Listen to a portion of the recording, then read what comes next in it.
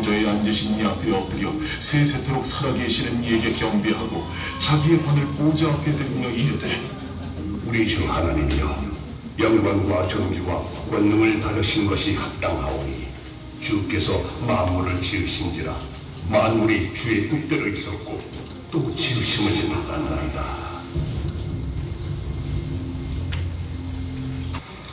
네, 말씀 놓고 기도하겠습니다. 사랑하는 풍성하신 하나님 아버지 감사합니다. 오늘도 두려운 마음으로 하나님 아버지 앞에 섭니다. 그 말씀 앞에 설 때에 그 말씀이 우리를 다시 한번 새롭게 하여 주시옵시고 거듭난 영혼으로 하나님께서 만들어 주셔서 말씀 때문에 한 주간 또 승리하고 말씀 때문에 하나님과 깊은 교제로 들어갈 수 있는 우리 모두가 될 수 있도록 인도하여 주시옵소서. 정말 말씀을 지키려고 하는 것이 너무나도 어렵고 힘들지만 그럼에도 불구하고 그 생명의 말씀이 위에 온전히 순종할 수 있고 그 순종대로 따를 수 있는 그 힘과 용기와 지혜를 허락하여 주시옵소서. 주님 말씀하시옵소서. 저희가 듣겠나이다. 감사드리며 예수님의 이름으로 기도합나이다. 아멘. 자, 성경 펴세요. 유진은 괜찮니? 몸 때려. 자, 성경 펴세요. 자, 오늘 그 겸손 피조물의 영광이라는 주제를 가지고 말씀을 드리려고 합니다. 겸손이라는 주제를 가지고요, 이제 저와 여러분이 12주 동안 말씀을 좀 들으려고 해요. 네, 12주 동안 말씀을 좀 들으려고 합니다. 요한계시록 4장 10절부터 11절까지 말씀입니다. 여러분들 아시는 것처럼 반모섬에 사도 요한이 유배를 갔을 때 쓴 성경이 요한계시록이에요. 자, 여러분들 최후의 만찬 알죠? 알아요, 몰라요? 내가 아직 너희들 이름을 다 못 외워서 그래. 진짜. 저기 성경책, 네, 민우가 너가 좀 챙겨줘라. 제일 마지막에 있는 게 요한계시록이에요. 자, 최후의 만찬 누가 그렸을까요? 레오나르도 디카프리오? 레오나르도 다빈치가 그랬죠. 뭘까요? 그냥 이런데 그냥 이제 판에다 그린 그림일까요? 아니면 어디 혹시 보신 적 있어요, 실제로? 최후의 만찬? 어디 그려져 있는지? 어디 그려져 있을까요? 왜요? 네? 교회는 교회죠. 네. 어디 있을까요? 앞일까요? 밑일까요? 위일까요? 네, 위에 있어요. 위에 있어요. 자, 나중에 가면은 꼭 한번 보세요. 자, 최후 만찬은요, 레오나르도 다빈치가 그렸습니다. 여러분들 이 비화에 대해서 좀 알고 계시나요? 이 들은 친구들도 분명히 있을 텐데, 다빈치는요, 이 최후의 만찬, 어떻게 보면은 정말 하나님께서 우리에게 제자도로 알려주시는 그 위대한 만찬 가운데서 이 다빈치가 이 그림을 과연 어떻게 그렸으면 좋을까 생각을 하다가 다빈치는 자기가 생각하는 대로 이 한 사람 한 사람을 그려내지는 않았어요. 예수님과 양쪽 옆에 6명이 있는데 성경을 열심히 연구해서 다빈치가 그 안에 이 사람은 이러한 사람이겠구나. 성경적인 특징을 다 잡아내서 그 사람과 비슷한 사람을 다빈치가 살았던 그 마을 그리고 그 동네에 비슷해 보이는 사람을 모델로 해서 그 사람을 기준으로 이제 그린 그림이 최후의 만찬이라는 그림이에요. 제일 먼저 누구를 찾았을까요? 12명과 예수님까지 해서 13명을 그려야 되는데 가장 먼저 누구를 그렸을까요? 예수님. 가룟 유다. 네, 예수님을 먼저 그렸고요. 가룟 유다는 제일 나중에 그렸어요. 자, 예수님을 그립니다. 예수님을 그릴 때 어떻게 표현을 할까 생각을 하다가 진짜 선하고 순수하고 착한 인물을 좀 골랐으면 좋겠다 그래서 이 쭉 주변을 돌아봤을 때 되게 선해 보이는 한 청년을 이제 모델로 삼습니다. 그래서 예수님의 모델이 좀 되어달라고 해서 예수님만 그리는데 몇 년이 걸렸냐면 예수님만 그리는데 1년이 걸렸어요. 네. 그러니까 모델을 1년 동안 했다라는 거죠. 1년 동안 이제 예수님의 모델을 보면서 예수님을 쫙 그렸죠. 이제 나머지 제자들을 그릴 차례예요. 그래서 정작 이제 몇 년의 시간이 걸렸냐면 장작 6년의 시간이 걸립니다. 6년의 시간이 걸리면서 11명의 제자를 쭉 그려나가요. 그리고 나서 마지막 한 명 누가 남았을까? 가룟 유다가 남았습니다. 제일 힘들었어요. 예수님을 배신한 그 배신자의 얼굴을 어떻게 찾을 수 있을까? 옆에 친구들 한번 봐봐요. 가룟 유다 같은지 예수님 같은지, 이 자식은 배신자 같은지 끝까지 나와 의리를 지키느라 너무 힘든 거예요. 네, 너무 힘든 거예요. 그래서 이제 찾다 이제 안 되는데 이 다빈치의 모습을 보면서 로마 시장이 이렇게 권유를 합니다. 여기서 찾지 말고 로마 감옥으로 한번 가봐라. 그래서 거기에서 험상궂은 사람을 한번 이제 골라봐라 라고 이제 조언을 해줘요. 그래서 좋겠다 그래서 이제 다빈치가 로마 감옥을 갑니다. 그리고 그 중에서도 어디를 가냐면 가장 악질인, 그래서 사형수가 있는 곳으로 갑니다. 사형수가 있는 곳으로 가서 한 사람을 골라요. 그리고 그 사람한테 정중히 부탁을 합니다. 안 그래도 사형당해서 짜증나 죽겠는데 그런 부탁을 하게 돼요. 자, 롤모델로 이 가룟 유다를 모델로 해서 내가 그림을 그리는데 좀 도와달라고 부탁을 해요. 그리고 나서 이제 모델이 됩니다. 그러는데 그림을 그릴 때마다 계속 궁시렁궁시 되는 거예요. 궁시렁궁시렁. 그러면서 이제 이렇게 묻는 거예요. 혹시 저 모르겠어요? 혹시 나 모르겠어요? 계속 묻는 거예요. 근데 다빈치가 나 모르겠다고 너 누군데? 계속 묻는 거예요. 그래서 너무 답답해서 이 사형수가 다빈치한테 이렇게 말을 했어요. 저는 6년 전에 당신이 예수의 모델로 선택한 사람입니다 라고 말하는 거예요. 6년 만에 가장 선해 보여서 예수님을 모델로 했던 사람이 6년이라는 시간이 지났을 때 어떠한 모델이 되었다고요? 가룟 유다의 모델. 그리고 그의 인생은 사형수의 인생을 살고 있었다라는 거예요. 여러분들 왜 그럴까요? 왜 똑같은 사람인데 6년이라는 시간 전후를 따졌을 때 왜 이렇게 달라졌을까? 자, 여러분들 우리 성경적인 이야기를 잠시 잠깐 돌아가서 성경에는 기록은 되어 있지 않지만 우리가 흔히 아는 것처럼 보통 사탄을 우리가 뭐라고 부를까요? 성경에는 두 천사가 나옵니다. 가브리엘과 미가엘이라는 천사가 나와요. 가브리엘은 메신저 역할을 하고요. 미가엘은 군주예요. 싸우는 사람. 사람은 아니죠. 싸우는 천사를 미가엘이라고 합니다. 그렇다면 반대로 사탄은 누구를 말을 할까요? 너 알잖아. 그 루시퍼가 노래 제목이었나요? 노래 그래 몰라도 돼. 모르는 게 더 좋아. 자, 루시퍼예요. 루시퍼가 이제 사탄이죠. 원래 이 사람, 자꾸 사람이라고 그래.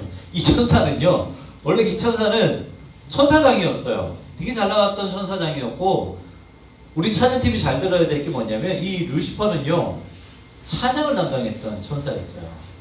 하나님께 영광을 올려드리고 찬양을 담당했던 천사가 이 루시퍼고 천사장이었어요. 그런데 이 천사장이 한순간에 왜 타락을 하게 되고 왜 마귀가 되었냐면 딱 한 가지 때문이에요. 하나님께 도전했기 때문에. 내가 하나님을 이길 수 있다. 내가 하나님처럼 되겠다라는 그 교만 때문에 천사장이 되었던 그 천사가 한순간에 마귀로 타락하게 되었다는 거죠. 그리고 그 마귀가 되었을 때 자신 혼자 고통을 받고 자신 혼자 저주를 누린 것이 아니라 하나님의 백성들을 괴롭히기 시작했고 그들에게 고통을 주고 그들에게 죽음을 선사하기 시작했다는 거죠. 그게 루시퍼예요. 자, 봐요. 교만은 고통을 만들어내고 교만은 죽음을 만들어냅니다. 그러면 목사님이 여러분들한테 물어볼게요. 그러면 생명을 만들어내는 것은 무엇일까요? 교만은 죽음을 만들어내요. 그러면 생명을 만들어내는 것은 무엇일까요? 겸손이에요. 교만의 반대말은 겸손이죠. 교만은 죽음을 말했다면 겸손은 생명을 창조하는 거예요. 우리가 그냥 이 사람 착하구나, 이 사람 교만하지 않고 겸손하구나 이 정도가 아니라 겸손은 하나님의 말씀에 의하면 생명을 창조하는 것이 겸손이라고 말을 합니다. 좀 전에 말씀드렸던 것처럼 오늘 이 요한계시록이라는 말씀은요 사도 요한이 바보섬에 유배를 갔을 때 썼던, 하나님께서 환상을 보여주셔서 썼던 책이 요한계시록이에요. 자, 유일하게 사도 요한만 순교하지 않은 사도입니다. 예수님의 제자예요. 나머지 11명의 제자는 전부 다 순교를 합니다. 하지만 요한만 순교하지 않고 겁나게 오래 살게 돼요. 90이 넘게 살게 되는데 그냥 비화가 있어요. 어떤 내용이냐면 원래 이 요한에게 내려진 벌은 무엇이냐? 뜨겁게 끓는 그 기름이 넘치는 그 가마에 요한을 튀겨 죽이는 거였어요. 뜨거울까요? 안 뜨거울까요? 여러분들 그 치킨만 먹어서는 잘 모르겠죠?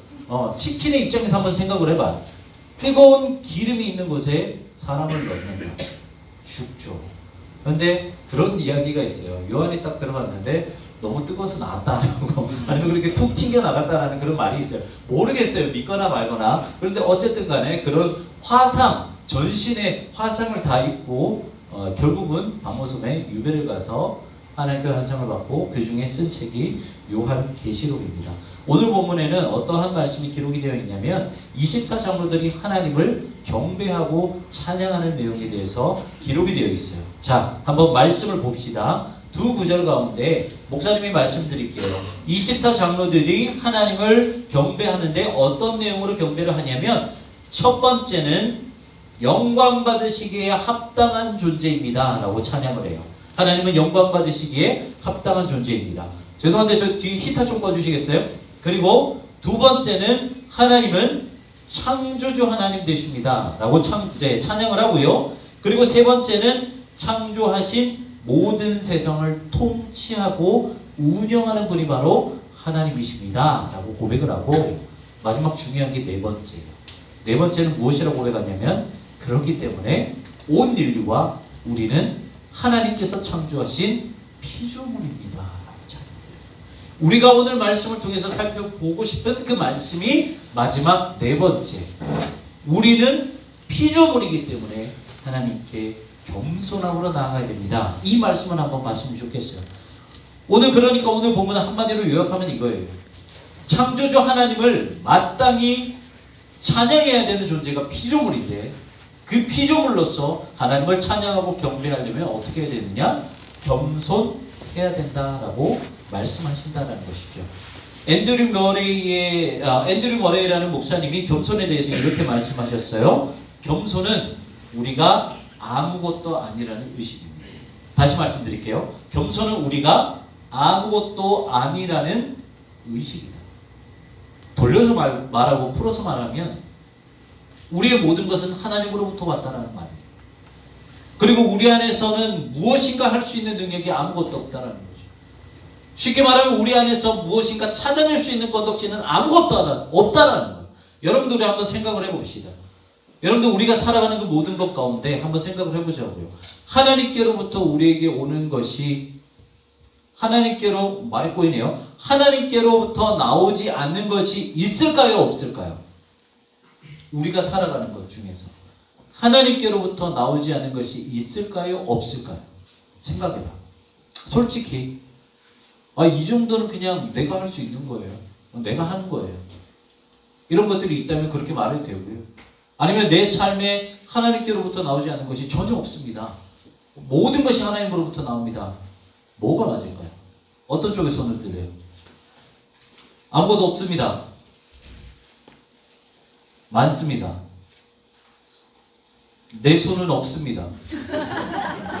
아니면 발로 들까요? 자, 여러분들 봐요. 우리의 삶 가운데서요, 하나님께로부터 나오지 않는 것은 전혀 없어요. 모든 것이 다 하나님으로부터 나왔다는 거예요. 모든 것이 하나님으로부터 나왔다는 거예요. 우리 한번 생각을 해봅시다. 우리가 생각하지 않고 지나가는 그 모든 흔한 것들, 호흡하는 것들, 그리고 우리가 먹는 것들, 살아갈 수 있는 우리 몸의 모든 구조들, 그 구조들이 작은 것 하나만으로도 그 질서가 조금이라도 무너지면 우리 몸이 성할 수 있을까요? 없을까요? 성치 못하다는 거죠. 병이 든다는 거죠. 죽음으로 나아갈 수밖에 없다는 거죠. 목사님은 잘 모르겠어요. 그래서 오늘 홍현아 쌤한테 한번 물어보려고 해요. 심장이 머리끝부터 발끝까지 피를 보내려면 어느 정도의 압력이 필요해요? 심장, 네. 우리, 여러분들, 그러네요. 제가 잠시 잠깐, 저기 뒤에 계신 우리 이봉희 쌤 부장님께서, 그래도 심장적으로는, 심장내과 쪽으로는 네, 우리 한국에서 그래도 방구 좀 끼시는 분이에요. 자, 어느 정도 압력이 필요한가요? 수축혈압과 합장혈압이 있는데 네. 평균을 칩니다. 그거. 그래서 평균 네. 혈압 70mm부터 이상은 돼야 말초까지 혈액을 전달하고. 그렇죠. 뭔 말인지 알겠죠? 그렇죠? 이 정도는 알아듣잖아. 이 정도 몰라요? 이 정도는 알아듣잖아. 자, 목사님이 쉽게 말할게요. 심장이 제 기능을 못하면 머리끝부터 발끝까지 피가 안 간다는 거예요. 그렇게 알면 돼요. 자, 어쨌든 이 모든 질서가 하나님께서 운영하는 그 질서 안에 있다는 거예요. 그 작은 것 하나만으로도 만약에 그 질서가 무너지게 되면 죽을 수밖에 없는 거예요. 너무 간단하지만 너무 무서운 것이 우리의 삶이라는 거죠. 하나님께로부터 모든 것이 우리에게 왔다라는 거예요. 여러분들 한번 이번 한 주 동안 곰곰이 한번 생각해 보세요. 우리가 감사노트 쓰잖아요. 한번 생각을 해보자고요. 하나님, 만약에 내가 내일 일어나지 못하면 어떡할까요? 지금 만약에 내가 숨을 쉬어야 되는데 내 호흡이 갑자기 멈추면 어떻게 될까요? 지금까지 내가 학교 다니면서 열심히 공부했던 것, 과외 받으면서 열심히 공부했던 것, 막상 시험 칠 때 내 머리가 돌아가지 않는다면, 전혀 지혜가 없다면 하나님, 나 어떻게 살아가야 될까요?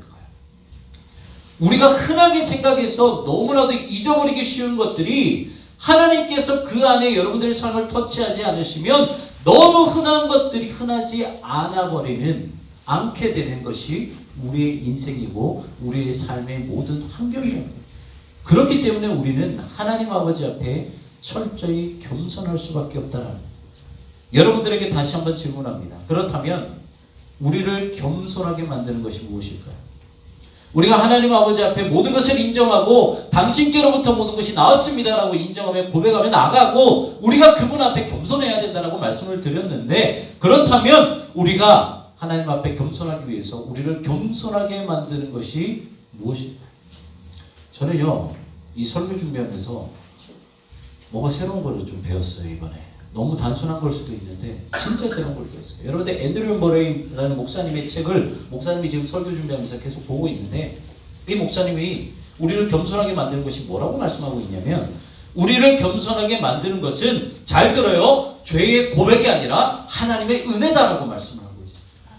이 되게 당연한 것처럼 느껴지죠. 근데 목사님은요, 되게 뒤통수 한 대를 맞았어요. 여러분들 겸손하십시오. 그러면 여러분들의 입술 가운데서 제일 먼저 나오는 게 뭐예요? 하나님, 저는 죄인입니다라고 말해요. 목사님도 그런 줄 알았어요. 내가 저는 죄인입니다 하나님, 그게 겸손일 거라고 생각을 했어요. 하지만 이 앤드류 머레이라는 목사님은 그렇게 말씀하지 않으셨다는 거예요. 목사님은 이 글을 읽고 머리 뒤통수에 한 대 맞았다는 거예요. 왜요? 아, 그렇구나. 우리는 죄인이구나. 우리의 죄를 고백한다고 해서 겸손해지는 것이 아니구나. 그 겸손조차도 우리는 죄인이기 때문에 우리 안에서 나오지 않는 것이 겸손이구나. 그 겸손조차도 하나님께로부터 구해서 우리가 구해야 되는 것이 겸손이구나. 아멘. 하나님의 은혜로 우리에게 주어지는 것이 겸손이구나. 너무 쉬운 말인데요, 지금까지 우리는 전혀 다르게 배우고 신앙생활했다는 거예요. 여러분들, 우리가 죄인으로 고백한다 그래서 우리가 겸손한 사람이 되는 게 아니래요. 그 겸손조차도 하나님께 구해서 하나님 아버지 앞에 철저히 하나님의 창조주 되심을, 하나님의 모든 운영과 모든 통치자 되심을 우리가 겸손하게 고백하게 해 주시옵소서라고 하나님의 은혜를 간구해야지만 우리에게 다가오는 것이 겸손이에요. 아멘. 너무 마음에 와닿더라고요. 그렇다면 하나님의 은혜가 뭘까요? 우리를 겸손하게 하시는 것이 하나님의 은혜인데, 하나님의 은혜가 뭘까요? 이번에 목사님, 이제 아버지가 대장암 걸리셔서 뭔가 수술을 하고 치료를 해야 되는데, 여러분들도 아는 것처럼 큰 병원을 가면, 저희 이제 아버지가 삼성병원에서 치료하셨는데, 큰 병원을 가면 검사 한번 하기 위해서 1달 반이나 좀 길어지면 2달 정도를 기다려야 돼요. 네. 그런데 이 과정 가운데서 우리 선생님들도 기도 많이 해주셨고, 다른 여러 도움의 손길 때문에 진짜 아무런 문제 없이 수술까지 잘 하시고, 지금은 식사 잘 하시고 회복까지 하셔요. 그러면서 목사님 마음에 들었던 생각이 뭐냐면, 한 분 한 분에게 평생토록 기도만이라도 은혜를 갚으면서 나아가자. 아버지한테 그렇게 말씀드렸고 어머니한테 그렇게 말씀드렸고 저와 제 아내와 모든 가족들에게 그렇게 말씀을 드렸어요. 왜냐하면 그 도움의 손길이 없었다면, 그 기도의 손길이 없었다면 아버지는 어떻게 될지 몰라요. 여러분들 피가 마르는 심정이 뭔지 모르시죠? 가족 한 사람이 아프면 피가 말라요. 아무것도 할 수가 없어요. 그런데 그 모든 것들을 진짜 도움의 손길을 하나님께서 보내주셔서 다 이겨내게 하셨어요. 그걸 뭐라 그래요? 은혜라고. 내가 죽게 생겼는데 어떠한 사람이 나에게 와서 그 생명을 살려줬어요. 나를 도와줘서 생명을 구해줬어요. 그러면 보통 뭐라고 그래요, 우리가? 아, 이 은혜를 어떻게 갚아야 할까요? 여러분들 그게 은혜예요. 다시 한번 생명을 살게 하는 것, 다시 한번 새 생명을 우리에게 주는 것, 그것이 은혜라는 것. 그러면 우리가 하나님 아버지의 은혜를 누릴 수 있게 된 그 경로와 그 방법이 무엇이었을까? 우리가 하나님의 은혜를 누릴 수 있었던 그 이유가 뭐예요? 여러분들 성경은요, 딱 한 가지 말씀하십니다. 구약부터 신약까지 성경 66권에서 우리가 하나님의 은혜를 누릴 수 있는 유일한 방법을 한 가지를 말씀하시는데 그것은 무엇이에요? 예수 그리스도 딱 한 가지를 말씀하고 있어요. 여러분들 성경이요, 절대적으로 생명의 책이 될 수밖에 없는 것, 오직 길이요 진리요 생명이고요, 부활이시요 생명이고, 오직 우리의 모든 것을 하나님께로 인도하실 유일한 분, 예수님이 이 성경에서 기록하고 예수님을 증거하고 있기 때문에 이 성경책도 생명의 책이 될 수밖에 없고 예수님은 우리의 구주가 될 수밖에 없다는 거예요. 여러분들 우리가 생명을 누리려면 어떻게 해야 돼요? 하나님의 은혜를 받아야 돼요. 그러면 하나님의 은혜를 우리가 누릴 수 있으려면 어떻게 해야 돼요? 예수님을 찾아갈 수밖에 없단 말이죠. 그러면 여러분들 다시 한번 물어볼게요. 왜 예수님이 우리에게 은혜가 돼요? 왜 예수님이 우리에게 새로운 생명을 허락하실 수 있어요? 그 또한 성경에서는 한 가지만 말씀하십니다. 겸손하십니다.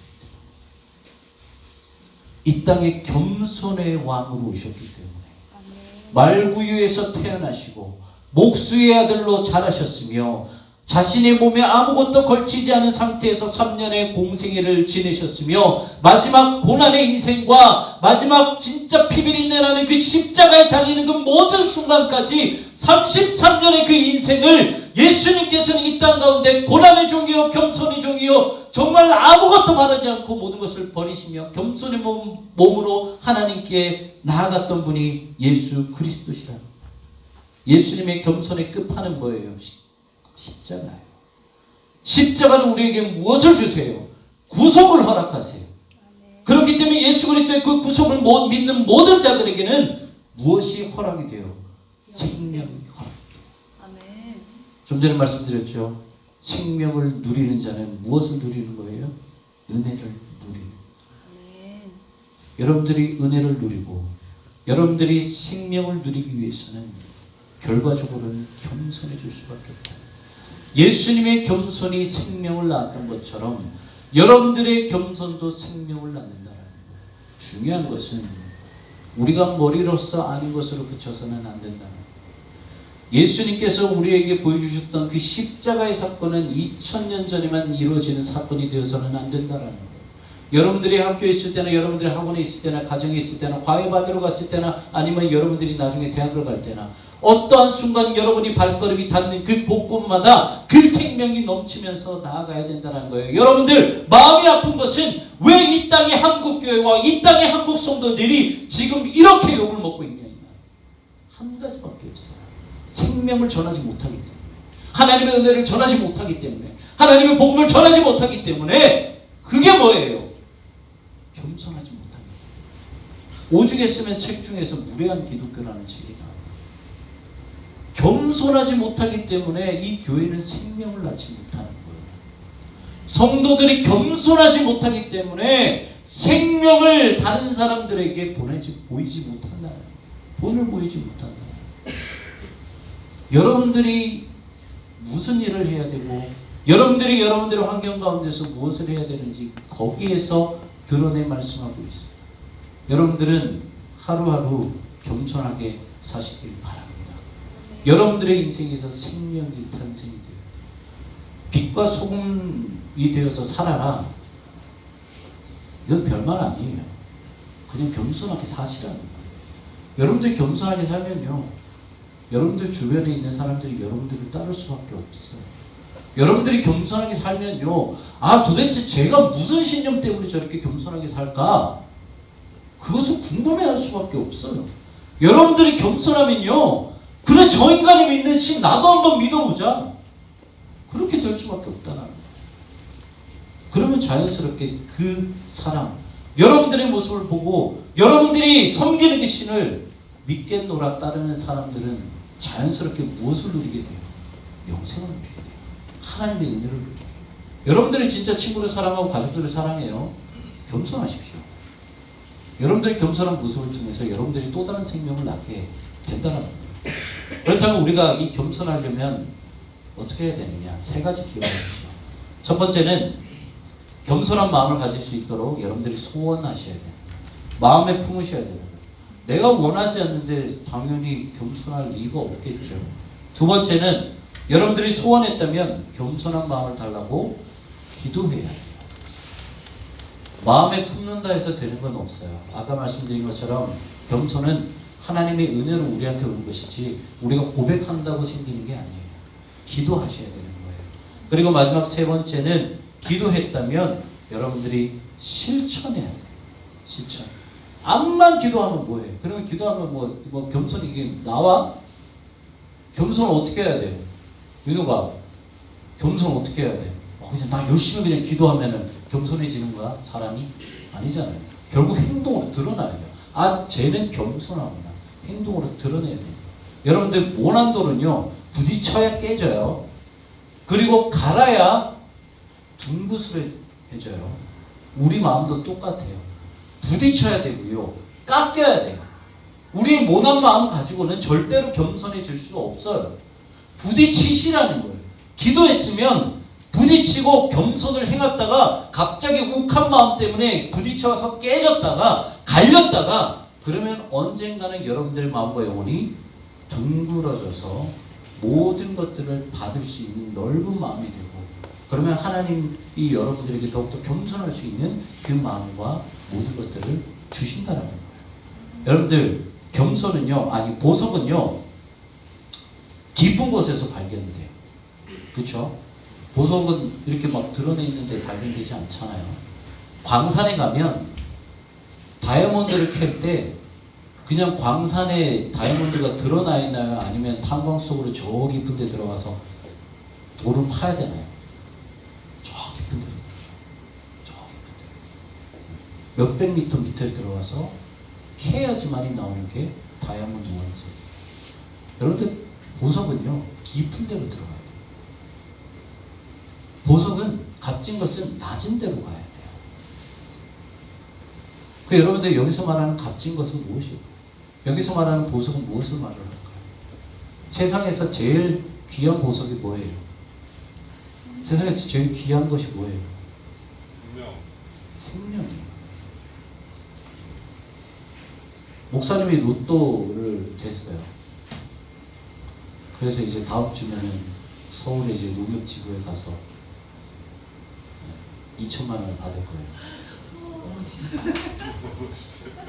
그 2천만 원이 목사님한테 있다 그러면 물론 2천만 원 돈도 안 되지만 어떻게 할까요? 그게 저를 행복하게 만들까요? 잠깐은 행복해요. 정답이죠. 잠깐 행복하죠. 근데 그 2천만 원이 있으면 뭐예요? 제가 그 자리에서 돌아오는 길에 교통사고 나서 죽어버리면 끝나거든요. 여러분들이 일확천금을 누린다고 해서 행복할까요? 그게 가장 중요할까요?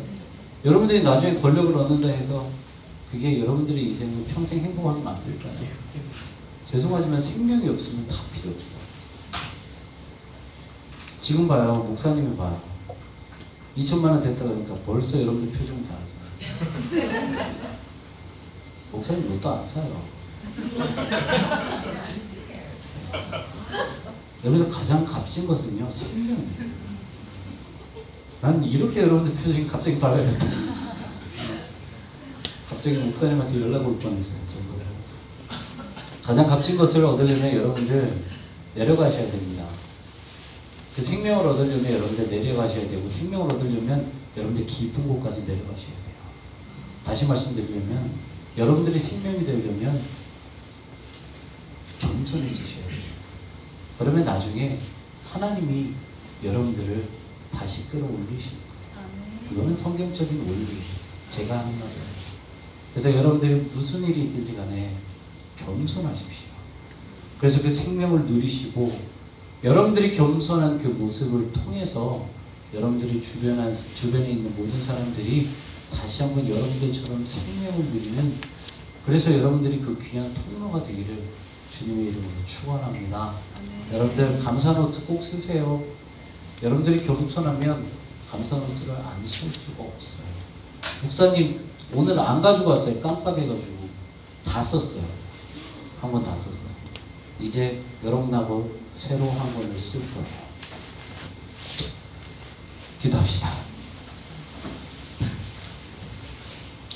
사랑이 많으신 하나님 아버지 감사합니다.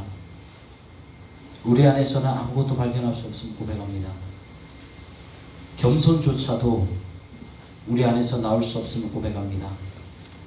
지금까지 그냥 죄를 고백하고 내가 죄인입니다라고 하나님께 고백하면 그게 겸손할 거라고 생각을 했지만, 그 겸손조차도 우리의 죄의 고백이 아닌 하나님의 은혜를 간절히 구했을 때 우리에게 다가온다라는 사실을 말씀을 통해 깨닫습니다. 하나님, 예수님의 그 겸손을 통해서 우리가 영생을 누리는 것처럼 우리 사랑하는 친구들 이 땅 가운데서 계속해서 겸손함으로 말미암아 주님께서 주신 영생을 이 땅 가운데서도 누리게 하여 주시옵시고, 무엇보다 우리 사랑하는 친구들의 겸손한 모습을 통해 주변에 있는 많은 사람들이 예수님께로 돌아올 수 있도록 주님 은혜를 베풀어 주시옵소서. 보석은 가장 값진 것은 깊은 곳에서 발견된다고 말씀하셨사오니 더욱더 낮아지고 낮아지는 것에 불안해하지 않게 하여 주시옵시고, 낮아진다고 해서 손해보는 그런 마음, 그 불안한 마음 하나님께서 거두어 주셔서 우리가 정말 하나님의 백성으로서 이 땅 가운데 겸손한 삶을 살아갈 수 있도록 저희 모두가 될 수 있도록 인도하여 주시옵소서. 그래서 주님, 결국은 낮은 자를 높이시고 높은 자를 낮추시는 그 하나님 아버지 그 말씀의 원리에 따라 하나님께 칭찬받을 수 있는 저희 모두가 될 수 있도록 주님 은혜를 베풀어 주시옵소서. 지금은 우리 주 예수 그리스도의 은혜와 하나님 아버지의 변함없으신 사랑하심과 성령님의 내주교통 위로하심과 역사 충만하시니 예수님의 겸손이 우리에게 새 생명을 허락하신 것처럼 우리도 겸손하여 이 땅에서 영원한 생명을 누리는 것뿐 아니라 하나님의 미랄이 되어 다른 이들에게도 생명을 나눠주기를 소망하는 사랑하는 모든 고등부 친구들과 선생님들 위해, 그리고 처한 모든 삶의 환경 위에 이제로부터 영원까지 함께 하시기를 축원하옵나이다. 아멘. 네, 감사합니다. 하나님께 영광 박수 올려드립시다. 할렐루야.